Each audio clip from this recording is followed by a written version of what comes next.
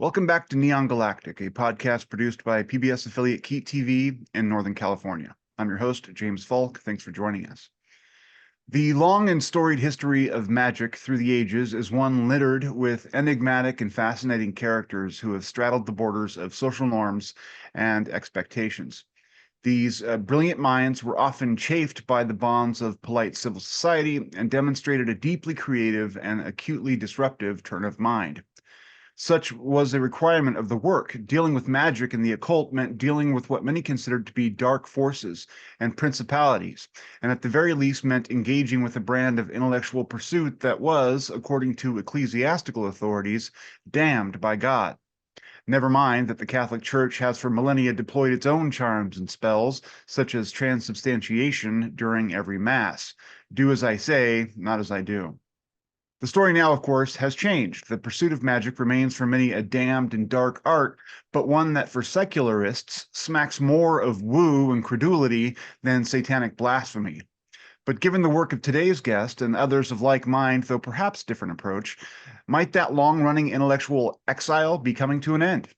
Robert Ramsay, author of The Engineering of Coincidence, a musician and wizard, adds his name to the long roster of colorful and creative magicians who entice the rest of us with their brilliant nonconformity. His music is strange, often threaded through with spoken word and story, pushing boundaries and bewitching the listener with personality. It confronts expectations and it asserts itself through quality. What you might call his magical mission, meanwhile, seems to be the synthesis of materialistic science with the wizard's way.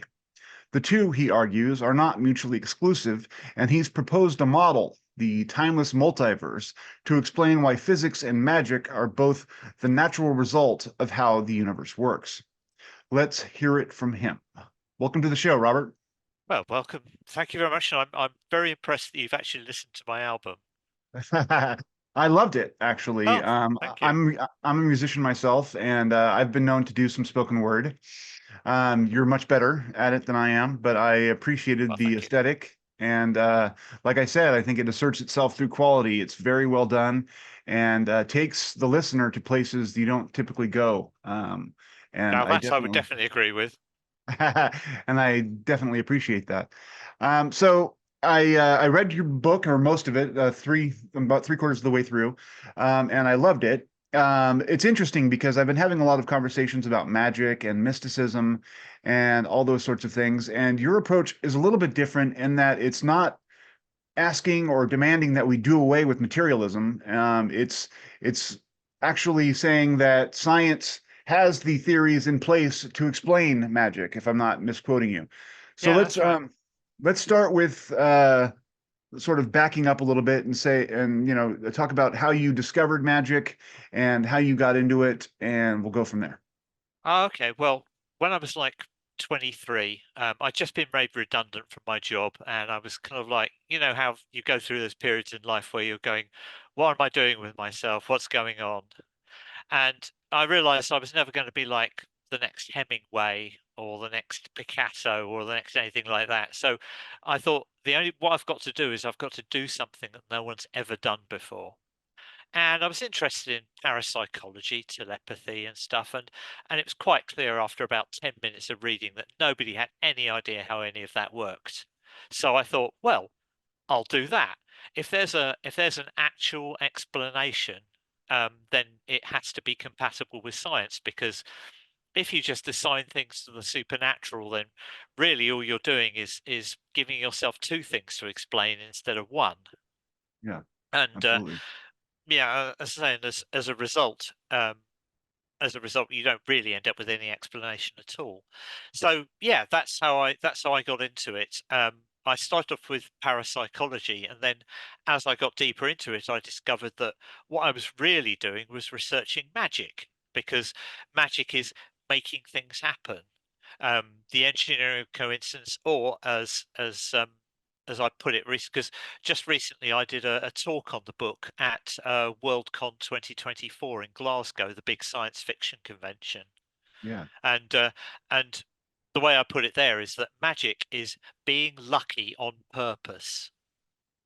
Absolutely. I mean, as Aleister Crowley put it, making change happen in conformance with the will, or something like Yeah, that, right? yeah, Yeah. yep, yep. And that is actually a very interesting thing because the the way that Crowley described that, it describes ordinary things as well as magical things, because when you choose to do something, you know, you choose to interview for a job or you choose to pick a meal at a restaurant, you make those choices with your will, and then things happen. Hmm. Um, Absolutely. so yeah, so it could be a Crowley's two examples were of ordinary magical things were potato farming and tax collecting. The list might be different today, surfing the internet or something, right? I mean, who knows? We've kind of gotten away from potato farming, unfortunately. But it's interesting, having had these discussions, like I mentioned before, a lot of folks who are in this realm have sort of tacitly at least subscribed to the perennial philosophy idea that all is one and that there's a faintly mystical flavor to it. And I don't sense that in your work. This doesn't necessarily preclude it, but you talk about sort of existing physics theories as a means to explain the mechanisms behind that. Now, let's talk about the process that you went through to sort of educate yourself on where science stands now and how you ultimately got the insights to apply that to what people typically view as supernatural, magic. Oh right, well, I read a lot of books. I started off with books on quantum theory and various books on physics. I read a lot of occult books, and it is very interesting because the problem with the occult is the fact that even though, like in parapsychology, there's lots and lots of data, no, hardly anybody's got any theory. There's a famous New Yorker cartoon where you've got these three blackboards and these two scientists standing by the blackboards. On the first blackboard, there's a load of equations. On the third blackboard, there's another load of equations. But on the middle blackboard, there's a set of brackets, and in the brackets, it just says, "And then a miracle occurs." And one of the scientists is saying, "I think you should be more specific in step two here." Absolutely. Now, I mean, so how did you get though to the idea that like, I mean, well, let's first back up. You talk about your model, which I find Yes. utterly fascinating, and I think it does potentially go to explain what's happening with people's influence through magic. But how did you develop that particular theory? And then maybe we'll get into what exactly that model is and how it applies to magic. Oh, right. Well, one of the first things I found out about one of the first things was relativity. Mm. Now, in relativity, you have three dimensions of space and one of time. So you can imagine if you imagine this time space as being like a huge loaf, and you slice through the loaf, and there you are at a particular moment in your life, and you put all these moments together, and that makes up the life.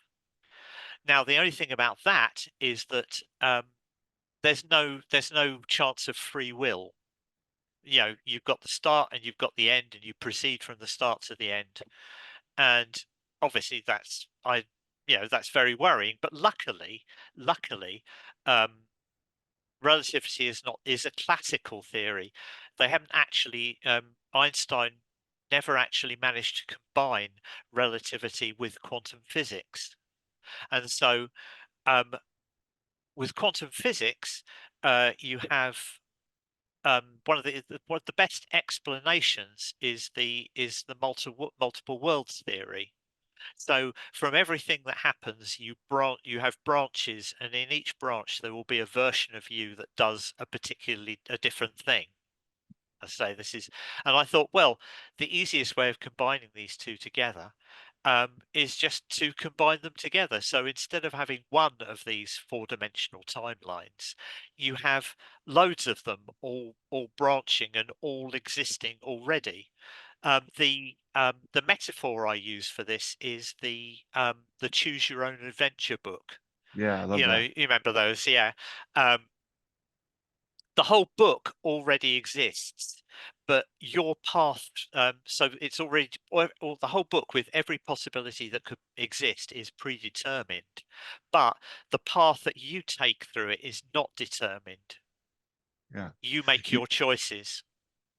You're basically an awareness traveling through all these different timelines, and kind of, and magic is, not to steal your thunder, but I think it's sort of switching your own perspective among the various timelines to find ones that align with what it is you're trying to achieve, right? Yeah, yeah, that's right. That's right. You you e- you don't change the world. You end up experiencing the place where it is changed. There will be a version of you that has achieved magical success, and you have to work out a way to end up being that version of yourself. Yeah, that's fascinating. And along the way, I mean, there's a lot to it. Your book's rather short, but there's a ton to it, and it's heavily packed. And it talks about decoherence and other things that sort of get at the heart of how the two theories work together. Um, it's interesting. Have you run this by like physicists who are knowledgeable on these theories? I mean, it's Hugh Everett's many worlds theory is sort of the base of it, right? Yeah, Um, yeah. and what reaction have you gotten from folks who are, academically trained or whatever? Oh, it's been very difficult to get any feedback from people who are actually placed to really get into the discussion about it. Yeah, I've tried talking to a few friends of mine who are physics graduates and make a living in physics, yeah, but I say it's been quite frustrating that I've even though I've tried hard, I've had very little feedback from you know actual scientists who are qualified to talk about this. yeah. Now, I mean, what was your when you were first, dabbling in the subject of magic and science? It sounds like you started with both sort of simultaneously. When did you sort of discover the efficacy of magic? I mean, being interested in parapsychology, you mentioned in your book that you were a member of the Society for Psychical Like, Research, and that you were able to peruse the collection there, which sounds utterly fascinating. But I mean, when did you discover for yourself that you could have actual effect on reality by virtue of practicing magic? oh right, well, I can't really. There have been times in my life where where I've had you have a certain there's a certain way. The problem is, you see, is that describing this kind of thing, it's the kind of thing that you have to experience. Yeah. It's like if somebody, if you were talking to somebody who had never had sex before, and they asked you about sex, oh, what's sex like? So you basically then have the most awkward conversation in the world, and at the end of it, you go, and that's what sex is about. And you'd be very surprised if they turn around and go, oh, well, that's complete rubbish. I don't believe a word of it. But that is unfortunately kind of what happens with magic is that I mean Grant Morrison, the comics writer and Yeah, magician, yeah, yeah. he described he described the feeling of doing magic. He said, I can only describe it as a kind of a head click. Hmm. And when I've performed magic, um the best description I've been able to come up with, it's a kind of excitement coupled with a kind of looking away. Now Yeah, that doesn't really tell you anything, but that's what I experienced. yeah. Well, in your book, you talk about the best or the most, I guess, efficacious outcomes are when you walk away from the magic you're trying to perform, and then the result strikes you out of the blue. Is that sort of what you're referring to? Like, Yeah, that's one of the. I mean, the thing is, right, is that how to do magic has been known for quite a long time. I mhm, mean, there's a fantastic book by a guy called Alan Chapman called Advanced Magic for Beginners, mhm. and he basically lays out the bare bones of exactly what you do as a magician without any of the, having to dress up in robes or whatever. Um, and it comes down to like, well, in his book it comes down to four, but I take it to five. I take it to be 5 steps. Step one: find out, work out what your intent is, and you must state your intent quite clearly and unambiguously. for example, right, if you say, I want to be a great actor, then your desire's already fulfilled. You already want to be a great actor. But if you say, I will be a great actor, then um, that's a much better way of phrasing your intent. And then second step, you find an external thing that represents that intent. Number three is what they call gnosis, which is um, that's where you kind of like you have to shove it into your subconscious, usually in a heightened emotional state, which you can achieve by many different ways. And then number four, which you were talking about, is to try and forget about it, and then just obviously the easiest way of forgetting about it is just to distract yourself with something else that's incredibly interesting immediately afterwards. But the fifth step, the one that isn't always that's always implied but not usually stated, is not to tell anyone else, because this is a very delicate thing where you're trying to end up perceiving um, your successful outcome. Anybody you talk to or tell about this, anybody you tell about this before it's completed, they're also going to be involved in it, and their involvement is unlikely to be helpful. It's Yeah. going to be like noise to your signal. Sure. And I mean, does it also sort of like you also have to transport them to the timeline that is Well, the right one, well, or I mean, no, you don't transport anybody. okay, They just have to be in the same. They just have to end up there. It has to be the version of them that ends up in the same timeline that you right. end up in. Your version of you ends up in. That was another interesting facet to your model was that you talk about how often people day to day aren't the same versions of themselves that maybe you had met prior. I mean, it's like we're always encountering islands of awareness, but they are different awarenesses kind of threading through the many timelines and the braids of timelines, which is another word or a description that you used. And that was just, I mean, it's mind breaking but fascinating, and it rings plausible to me in a way. So I appreciate Well, that. philosophers have been asking that question for a long time. Like are you the same person that wakes up this morning as went to sleep last night? And all Yeah. that kind of stuff. Because I must admit, it's a bit rude, but I tend to go with Christoph Koch, the neuroscientist, who said philosophers have had the problem of consciousness for thousands of years, and they've done nothing with it. They've done no good at all. He says you should always listen to the questions that philosophers pose, but don't really pay much attention to their answers. Well, that's one thing I've been doing though, is talking to a lot of philosophers, and it seems like, Bernardo Kastrup and other folks are sort of trending toward this idealistic version, trying to get away from objective materialism, and you're not. And that's a contrast to some of my other guests, and I find that fascinating for to sort of diversify the discussions I'm having.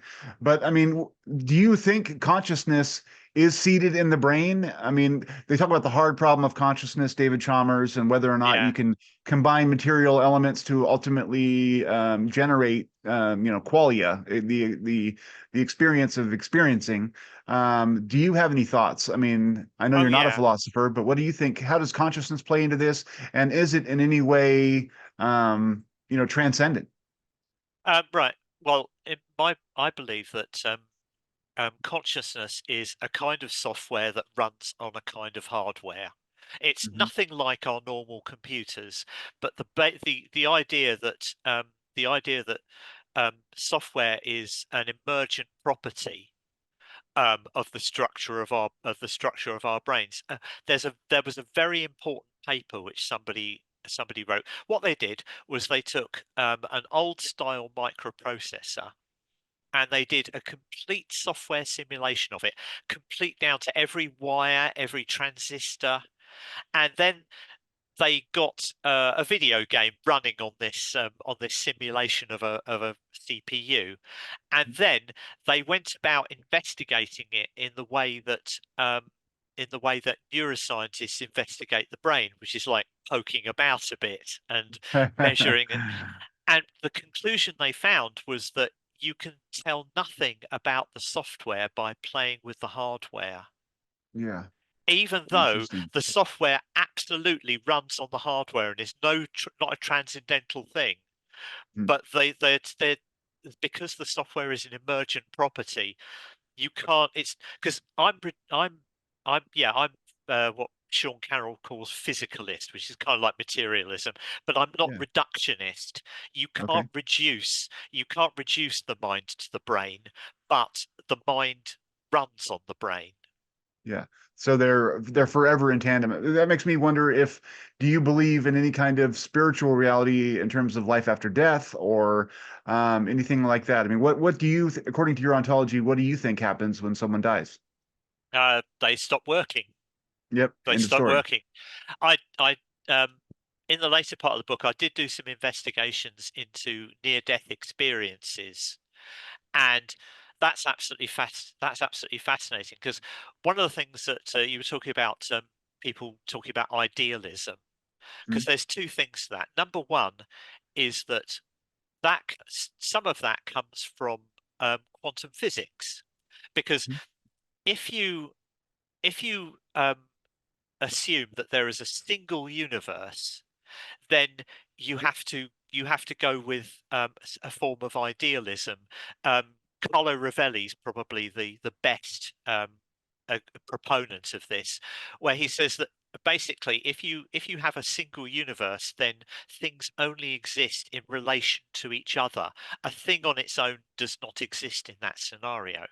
yeah. Now, I wanted things to actually be real with real things, and if you want real things, you have to have a multiverse. Yeah. Uh, What do you think? Oh, sorry, go ahead. sorry, no, Uh, I was going to say, and um, with regard to near-death experiences, the first thing that people assumed was that was panpsychism, mhm, that the universe is somehow conscious, and that you know, and that your consciousness is capable of floating around without a brain and stuff like that. But when I looked into near-death experiences, um, I thought to myself, well, a mind has to run on a brain, but this brain is quite clearly not working at the moment because after your heart stops, you get about 10 seconds of consciousness, and then your brain has to shut down. mhm, All your brain cells go into what they call pilot light mode, and that lasts for about 4 minutes to try and conserve enough oxygen just in case you come back up again. That's why you've got to try and revive somebody within 4 minutes, otherwise they start suffering brain damage. yeah. So yeah, the person is, for all intents and purposes, during that period actually dead, but they're actually having experiences. So how is that? How could that possibly be? And one of the examples that I ran into was this lady who had a near death experience, and she was congenitally blind. And but when she had her near death experience, she could see. Now, when somebody has had their sight, when somebody's blind, if somebody's been blind from birth, from like cataracts in developing countries, for example, Mhm, then um, then when they get their sight restored, they have to take time to learn how to see. It takes them, like, I don't know, somewhere between a week or a month or so to get the idea that this cube in their hand is also the same thing as the cube they're looking at. sure. So this lady had been congenitally blind, but she could instantly see once she was in the near death experience. And I thought to myself, well, in that case, what if her consciousness is now running on another version of herself that's still alive and can see? Now she's in a sort of hallucinatory state or whatever. I mean, she's in a dream state. She's completely inside her own head. But yeah, so my idea is that when you go into a near death experience, the consciousness that you experience when you come back out has been running on a brain, a version of yourself that's actually still alive. And Ah, that I personally think that's even weirder than the entire universe being conscious. Well, I mean, that's the thing. It's like your theory is no less complex or stupefying from like what we typically think of as reality as any of the other mystical ideas. It's just, I think, more broadly or more I don't want to say centered in science because the people who argue for idealism have a lot of science that they argue with, and I'm not qualified to, disagree one way or the other. But I think that it's not, intellectually vapid or anything. It's certainly well reasoned. But so real quick, I mean, you mentioned like consciousness floating around and stuff, and there's been a lot of research done on things like near-death experiences, which you mentioned. What about like veridical experiences? Like there's famously the in Seattle, a woman had died for a little while, and then her consciousness, she said, left her body, and then she apparently saw a shoe on a ledge and described it. And after she came to, she explained that to the folks that she was talking with. They went out and they found the shoe, and it was exactly the position that she described. And there are other examples of this, and they're replete throughout the literature. What do you think about that? I mean, is there no mechanism by which people can leave their brains, their consciousness can leave their minds and astral I'm not travel, so to speak? I'm not sure what the mechanism would be, but when people, you have the classic thing in near-death experiences where people go through the tunnel, Mhm. and then you'll get a certain percentage of people who say that they could experience any moment from their lives, Yeah, which, from my point of view, it looks like they somehow managed to find some way of seeing the universe from the outside. yeah, And obviously, our brains can only figure out three-dimensional things. And they say things like, "Oh, I thought about a moment in my life, and suddenly I was occupying that moment." So yeah, I don't know exactly what the mechanism is, but I mean, one of the major things about us is that the amount of processing that goes on in our brains to try and make sense of reality basically means we're kind of in a sort of virtual reality situation, in that we have no idea whether the things we experience are actually the things. All we've got is our vision of them. absolutely. But they've obviously got to be real in some. They've obviously got to be real in some way, because this whole our whole brain evolved to stop us being eaten by leopards and stuff. Yeah, exactly. It So worked. the leopards are clearly real.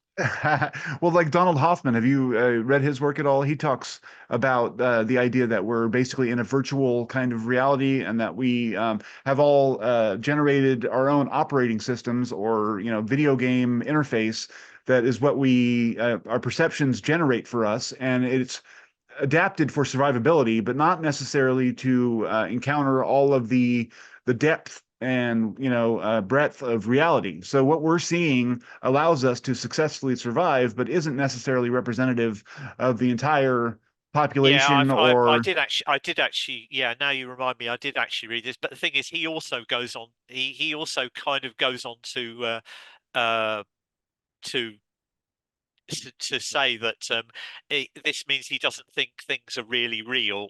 And yeah, I mean, what you said, that's fine. I mean, yeah, we don't necessarily get a grip with what's really out there, but what's really out, obviously we do it we can do it in order to survive.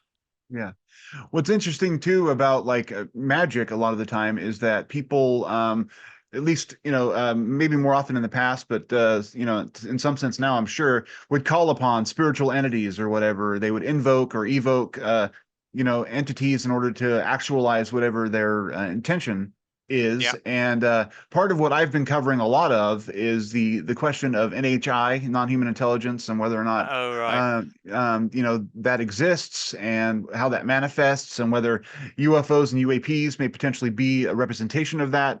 But what are your thoughts on that level of existence? Is there more to consciousness and existence than are what we know right now as humans?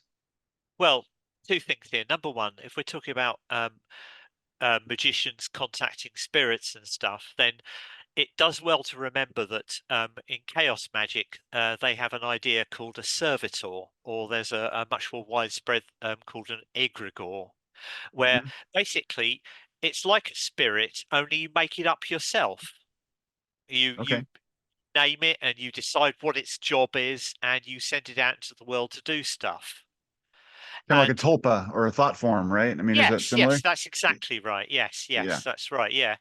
Um, and the egregore is like the multi-person version, where, for example, the magician Peter Carroll and a bunch of people decided that they were going to create Aphophenia, who's kind of like the goddess of coincidence.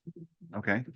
And so and what I always think is the fact that if you've made up this thing yourself, then I'm pretty sure that all the other spirits that people talk about are also things that um, you've tapped into other people's a description. You've heard a description of how these things are, and so that's how they're going to appear to you.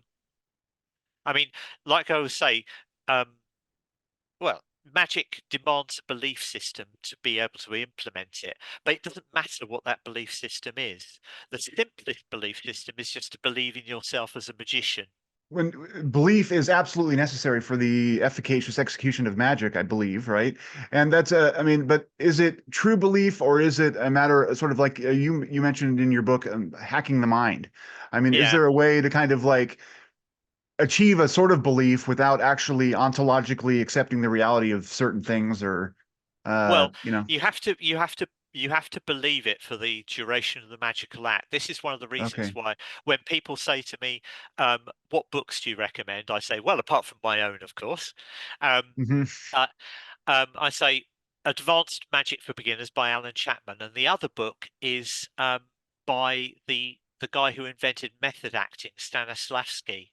Ah, And his first book, which I've forgotten the name of, um, it's called An Actor Prepares, okay. and in that he lays out what he lays out in a sort of a sort of a fictional dialogue with a fictional dialogue with a repertory company, and he lays out how you work method acting, Mhm. and that's it. You can use method acting to convince yourself for the duration of the magical act.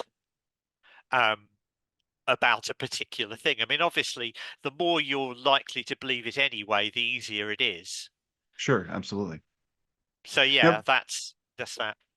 But that's on the magical end. But what are your thoughts on NHI more broadly in terms of, Oh, whether there's I, dimensional or I don't know. I have my research has not given me any real insights into whether aliens really exist. I mean, UFOs.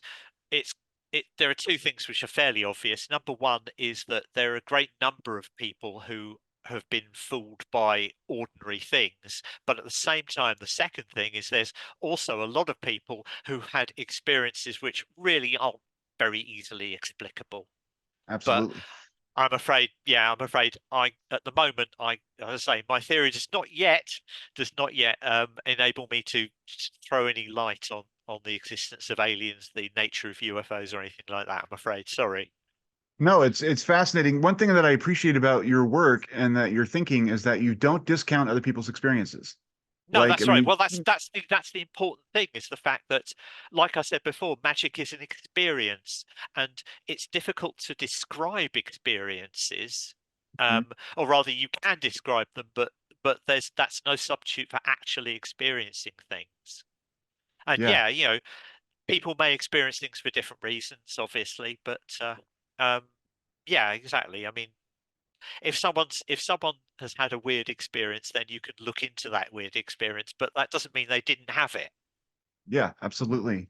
And I think that a lot of people who are, I guess maybe reductionists or, I mean, materialist bent often dismiss as ridiculous other people's experiences, and I find that faintly offensive because a lot of people experience a lot of things that aren't necessarily a part of the consensus reality, but that doesn't mean what they experienced didn't happen in some way, you know? Well, And all of those, in my opinion, all that those guys are showing is that they just don't have any. They just don't have a good explanation. They don't have a good theory that would possibly allow them to explain this experience.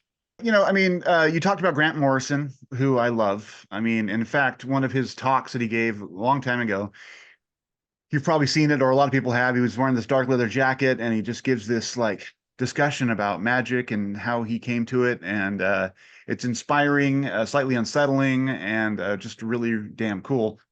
But there seems to be a kind of revival of the pursuit of magic. People are more and more interested. People who, aren't following the old like, cliches of magic with the robes and the things. They're experimenting with, setting intention and trying to achieve it through some sort of, I want to say non-physical means, but maybe that's not even right. But they're trying to do some, operation in magic, but they're not following the old cliched rules. And do you sense that there's a revival going on? And if someone wanted to get interested in it, I mean, what's your advice on the outset? I mean, how should people begin to approach it? Is it Oh, dangerous at crikey. all? You know? Yeah, I mean, you can screw yourself. You can screw yourself up if you do the wrong things. I mean, um, I belong to a wizards forum, which is called Wizards Forum, and I knew that there was a resurgence, that the resurgence was coming for two reasons. Number one, we're ending up having loads more people sign up to the forum. And Mhm. number two, loads of people are complaining about the rise of like witch talk. You know, all the girlies on TikTok swapping spells and tips and stuff, and all these old school magicians are like, "Get you kids, get off my lawn." So, I mean, what is the danger then? I mean, if there is a risk to it, how can people screw themselves over? Well, you're messing with your mind. You might be changing your own belief system, and if you change your belief system to one that I don't know, involves large shadowy figures following you about the streets all the time, because if you for example, we had somebody on the forum who created a servitor, and they'd kind of given this servitor too wide a remit, and it started like screwing up their life and doing things to them instead of for them. And it's like, Wow. I would say that's the thing, you see, is that there's a one of my favorite sayings is there was a couple of sociologists called, the surname was Thomas, and it's Mhm. called the Thomas theorem. And it says, if if someone believes a thing to be real, then the consequences are real. Yeah. And that's true, that's true in normal situations, like with Crowley. It's true in normal situations and also in magical situations. So if you convinced yourself that your servitor could do this, that, and the other, um, because everything works at the subconscious level, you know, you don't necessarily know what that servitor is going to end up doing. You know, Yeah. it doesn't it doesn't well, there are a lot of things that are real that don't exist. Mm. That's what it comes down to. The servitor is real. It has real effects. You've treated it as real, but it doesn't actually exist. I Yeah. mean, the classic example that I give in the book is money. Hmm. Money's real, because who would be stupid enough to say that it wasn't? Yeah. But money doesn't really exist. It's a thing we've invented. Because if the classic thing is, if you look at an English £10 note in tiny letters, you'll find, "I promise to pay the bearer on demand the sum of £10." Hmm. So what you're holding in your hand, the £10 note, is not actually £10. It's a promissory note for £10. But Yeah. the £10, does the £10 really exist? Yeah. Well, but in the case of a servitor, for example, how if they don't exist, how do they impact reality? I mean, because like the idea of an unleashed or like unrestrained, even malevolent servitor that gets out of control, if they can turn and do something to you that you don't intend, what's the mechanism for them to impact reality? Well, it's basically it's your own magical abilities, because these things don't happen at the level of the conscious brain, because otherwise everybody could get everything they wanted and that would be terrible. Yeah, yeah. And But there's yeah, as I say, so it's like, um when psychoanalysts talk about, oh, your subconscious desires and stuff, it's like you're sticking this stuff straight into your subconscious to make it do things. yeah, I mean, the mechanism that I part of the mechanism that I reckon it is like when you ride a bike, when you start riding a bike, you have to use your thoughts and you have to work it out. You wobble a bit, and then eventually you get to the point where you can ride the bike without even thinking about it.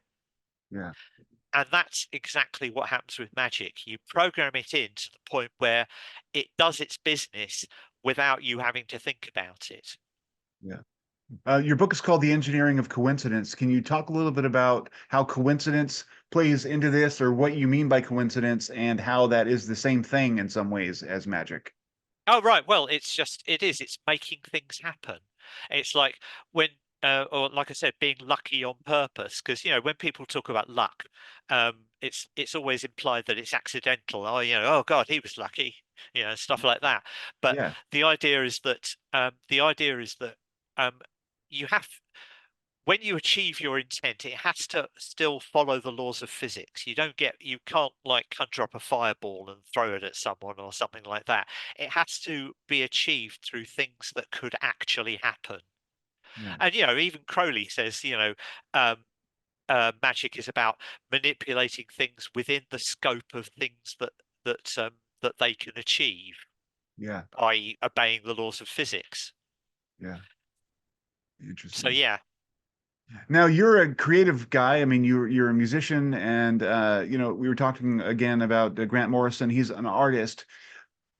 What about creativity is part of the either magical personality or the magical practice? I mean, why are people who are creative often drawn to magic and vice versa? I think Is it there's imagination, I guess, is well, kind of Well, what I'm I getting think, at. yeah. I think there. I personally think that there's an overlap between the two. The things that the mental abilities, the way you use your mind in creativity um, helps develop the same kind of mental talents that you would need to do magic. Mm, Because the one I always when I was talking earlier about forgetting about it, yeah, there's an old joke about um, if you an old cure for hiccups is if you can run round the house 3 times without thinking of the word wolf. Now the joke is that it's very difficult not to think of something, yeah, but absolutely. that's exactly the kind of talent that you need to be able to have in order to facilitate magic. And with creativity, um, I always love it when I think it was Wolfgang Pauli, the physicist, who said, for the creative theoretical physicist, there are three important places: bath, bus, and bed.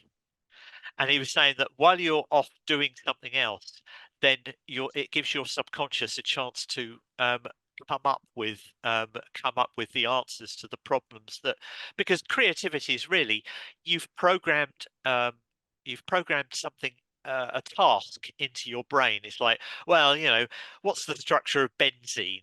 Well, I don't know. So, you think you do all the research and you're like, oh, it could be this, it could be that. But then you just leave it. And the guy who discovered benzene did, in fact, have a dream about a snake biting its tail. And when he woke up, he suddenly realized that the answer to his problem was that benzene was a ring. Yeah, it's And that's exactly it. So so yeah, the process of creativity and the process of magic are basically very similar. yeah. When you do an operation, I've read a lot about sigils and the use of sigils in magic. What do you find is the most convenient mechanism or method for trying to actualize your intention? Well, I'm a very lazy person. I did I Me did too. some I did some sigil work, but the thing is, right, is that um, it's the usual thing where first you have to learn the rule. It's like again. with creativity and art, first you have to learn all the rules.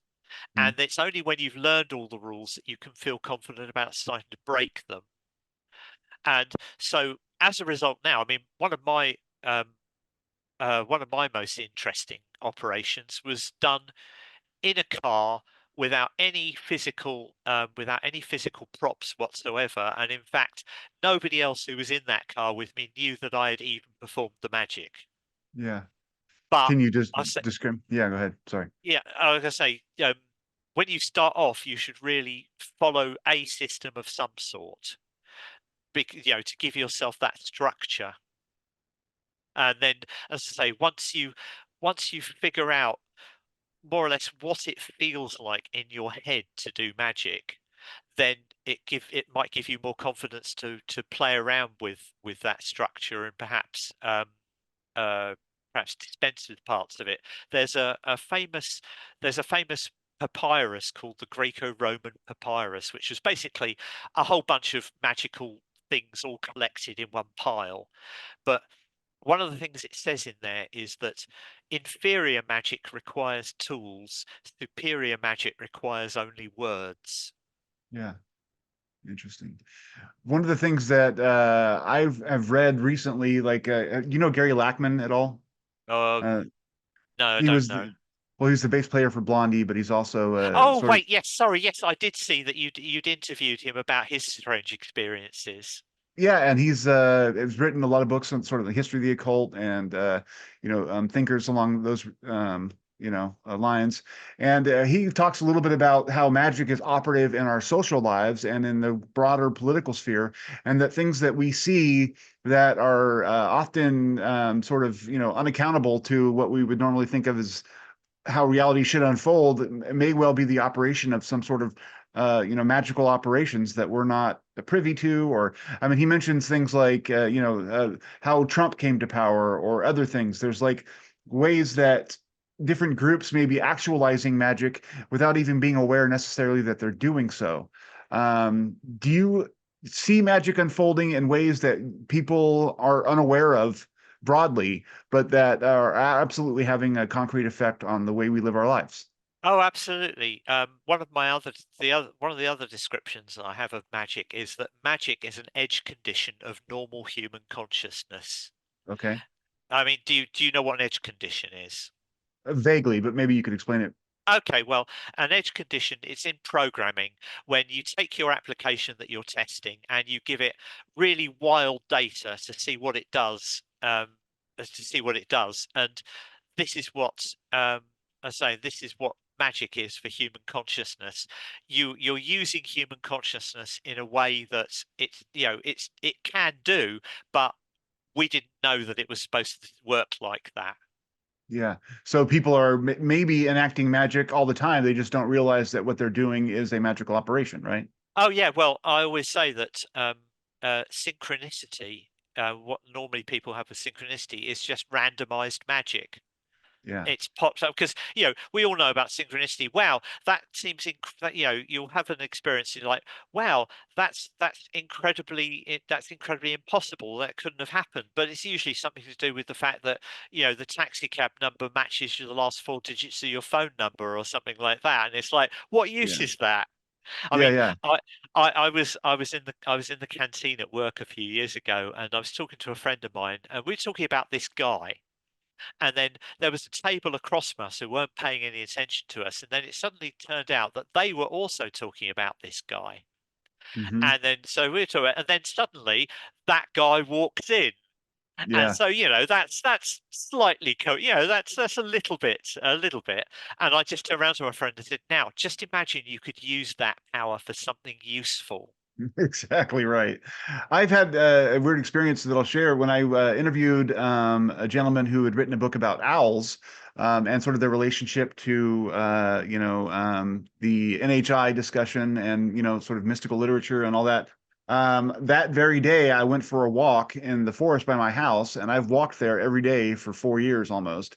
And I've never seen an owl, never even knew that an owl was living in the forest. And I turn around the bend, and there's an owl right in front of me, like on a tree, and it was a synchronicity. And I don't know what it means or what, I don't know if there's any use to it or not, but it underlined the value of that interview. And it made me sort of, again, question my own effect on reality or what reality's intention may be toward me. And it moved me. And it's like those sorts of meaningful coincidences, which is, I guess, the definition of synchronicity, hint at that we have some sort of connection to things that we're unaware of most of the time. Well, I mean, the fact that you experienced it, it was probably just really originally a random connection between the fact that you had that interview buzzing through your mind, and then you Mhm. see the owl. But that that reinforced the connection because, as you said, that made the interview more meaningful to you. Yeah, absolutely. And I tell the story all the time, and it's, kind of has ripples throughout my work now because it was something so fascinating to me. Well, Mm. that's pretty much all I had for you. Is there anything that I didn't ask about that you feel like people should know about magic or your career? I'm going to put as many of your connections and links on the description so people can find your music, which I highly recommend, Oh, and also your book. But I mean, you've done fascinating things, and your work is utterly fascinating. So thank you. well, no worries. Thank you very much. Just trying to think if there was one thing. Oh, there is one thing which I now have as my signature. Okay. On the Wizard forums, which is the minute people discover that reality is manipulable by thought, they instantly start to assume it's some kind of illusion or simulation. Yeah. And that's what I feel about the simulation guys. Because they found that they can manipulate the universe by thought, they've just gone completely and discovered that they think that it's a simulation. Yeah. And the joke that I like is when we talk about panpsychism. Um, Bud goes to the doctors and he says, "Doctor, you've got to help me. I hurt everywhere." And he goes, "Well, show me." He goes, "Well, I hurt here and here and here and here." And the doctor says, "You've broken your finger." I And love it. like I say, and the thing is, right, is that the connection to panpsychism is that if consciousness is what you're using to investigate the universe, you shouldn't be surprised if you start seeing it everywhere. Yeah, yeah, absolutely. I mean, that's uh, probably obvious. I appreciate your take on things as it's different, like I said, than most of the people I've spoken with, and it's well reasoned. The one problem, and maybe you don't see this as a problem, but I'll go ahead and mention it. Yeah, yeah. People talk about how the multiverse is impossible to prove. That we can't access these other universes, so therefore, scientifically at least, we'll never be able to prove them. Do you see that as a problem, or do you even believe that that's true?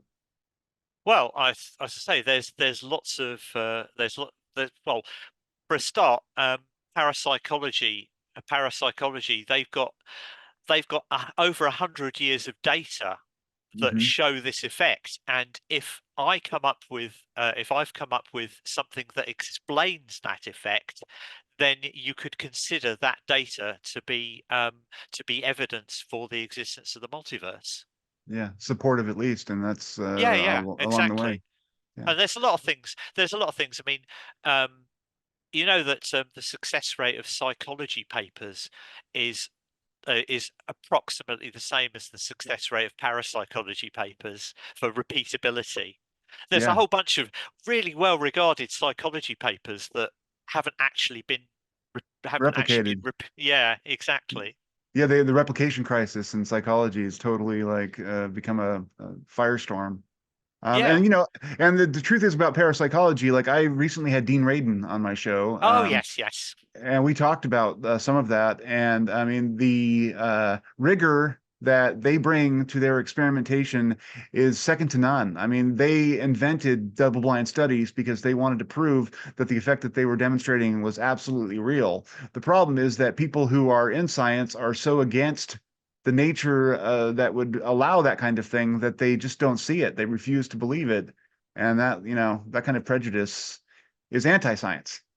Well, yeah. I mean, read one of Dean's recent books, and yeah, he was saying it got to the point where two of the biggest critics examined all the data, and they said, "Well, um, this definitely shows that something is happening, but I still don't believe it." And I really think that the missing piece is theory. We've Yeah, got all the absolutely. because Because was it data without a theory is not evidence. Yeah, absolutely. All right, sir. Well, I appreciate your time and thank you so much for joining us. It's been incredibly enjoyable.